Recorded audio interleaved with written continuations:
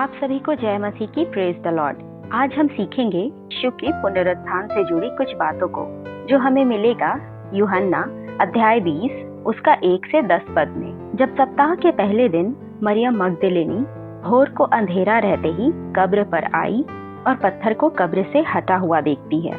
अगर हम यहूदियों के अनुसार देखेंगे तो सप्ताह का पहला दिन रविवार होता है, यानी कि उनके लिए सब्त का दिन शुक्रवार शाम से शनिवार शाम तक होता है।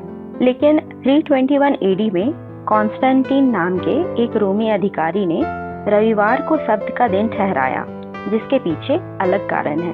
आगे हम देखेंगे कि मरियम तब दौड़कर पतरस और यूहन्ना को जो उसने देखा आकर सब कुछ बताती है।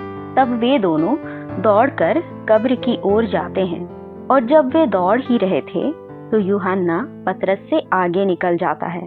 इस घटना से हम ये सीखते हैं कि यह हमें हमारी आत्मिक दौड़ के बारे में सिखाता है कि हमें यीशु की ओर दौड़ना है, उससे मिलने की चाह रखनी है। जैसा इब्रानियों 12 उसका 1 और 2 पद में यह लिखा है कि हमें वह दौड़ जिसमें हमें दौड़ना है धीरज से दौड़े और विश्वास के कर्ता और सिद्ध करने वाले यीशु की ओर ताकते रहना है।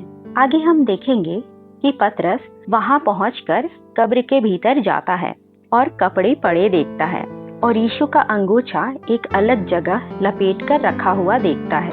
इसका मतलब यह है कि उस समय में अगर खाने के मेज पर कपड़ा लपेट कर रखा हुआ है, यानी कि जो स्वामी है वह फिर से आने वाला है। इससे हम यह समझते हैं कि यीशु भी फिर से अपने दूसरे आगमन के समय आएगा।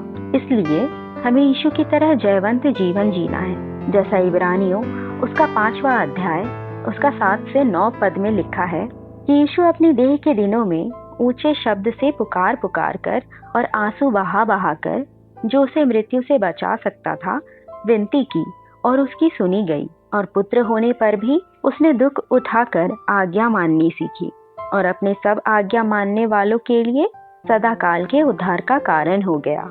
इसलिए परमेश्वर की आज्ञा माने और उसको भावता हुआ जीवन जिए। अगर आपने हमारे चैनल को सब्सक्राइब नहीं किया है तो अभी कर लें। इंस्टाग्राम पर भी हमें फॉलो करें और वीडियो को लाइक, कमेंट और शेयर करें। वीडियो देखने के लिए थैंक यू।